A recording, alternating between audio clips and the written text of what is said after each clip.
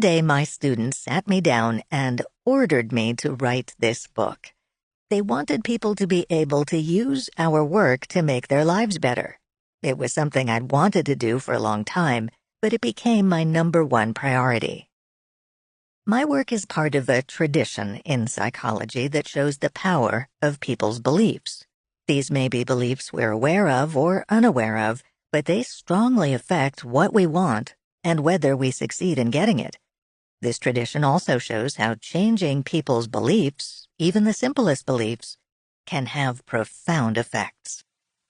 In this book, you'll learn how a simple belief about yourself, a belief we discovered in our research, guides a large part of your life.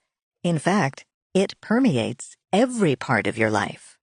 Much of what you think of as your personality actually grows out of this mindset. Much of what may be preventing you from fulfilling your potential grows out of it. No book has ever explained this mindset and shown people how to make use of it in their lives. You'll suddenly understand the greats in the sciences and arts, in sports and in business, and the would-have beens. You'll understand your mate, your boss, your friends, your kids. You'll see how to unleash your potential and your children's. It is my privilege to share my findings with you. Besides accounts of people from my research, I've filled each chapter with stories both ripped from the headlines and based on my own life and experience, so you can see the mindsets in action. In most cases, names and personal information have been changed to preserve anonymity. In some cases, several people have been condensed into one to make a clearer point. A number of the exchanges are recreated from memory, and I have rendered them to the best of my ability. At the end of each chapter, and throughout the last chapter, I show you ways to apply the lessons, ways to recognize the mindset that is guiding your life, to understand how it works, and to change it if you wish. A little note about grammar. I know it, and I love it, but I haven't always followed it in this book. I start sentences with ands and buts. I end sentences with prepositions. I use the plural they in contexts that require the singular he or she.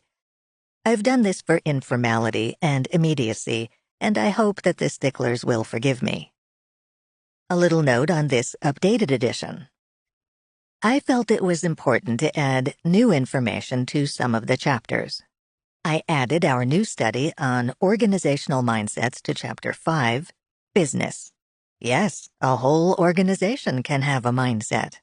I added a new section on false growth mindset to Chapter 7, Parents, Teachers, and Coaches, after I learned about the many creative ways people were interpreting and implementing the growth mindset, not always accurately.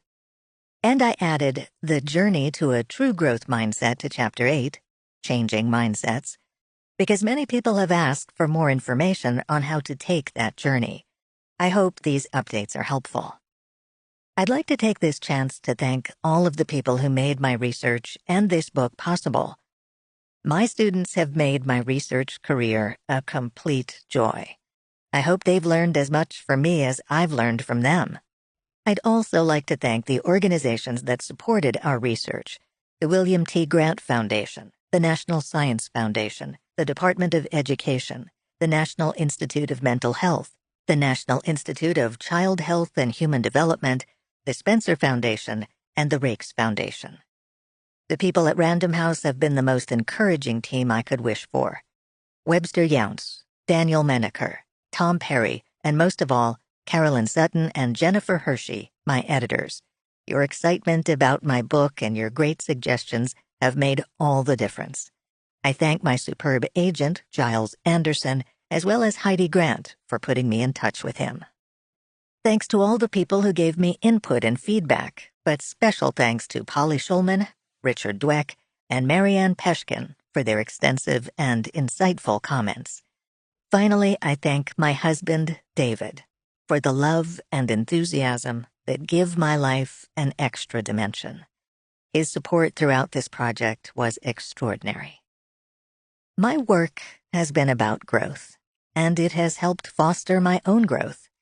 It is my wish that it will do the same for you.